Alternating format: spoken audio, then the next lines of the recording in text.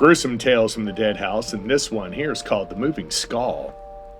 So pranks are a rather common practice inside the morgue. I guess you got to do something to pass the time and keep things lively.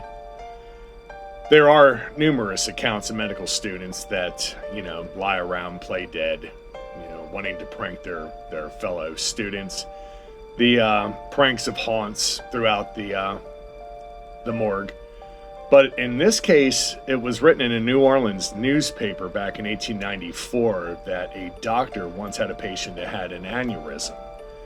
The case actually puzzled the doctor, and he decided he was going to perform an autopsy upon the patient's death. The doctor did not have to wait long for the patient to die, and the body was sent to the dead house to wait an inspection.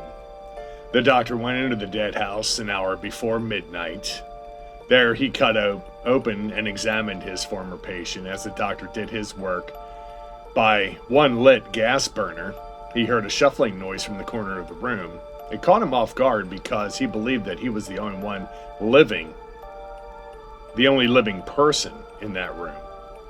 He inspected the area from where the noise came, but he only saw 5 skulls resting on the floor that were being prepared by the medical students for their cabinets. He went back to work on the autopsy. No sooner did he start that he caught sight of some movement in that area. He stopped his work again and watched the skull move slowly towards him. He eyed the floor, expecting to find a string pulling the skull along, but upon inspection, it yielded absolutely no tricks. He couldn't take his eyes off the skull. The skull moved again, coming straight at him. It screeched along the floor until the doctor couldn't take the suspense any longer. He jumped up from his stool, and he picked up the skull.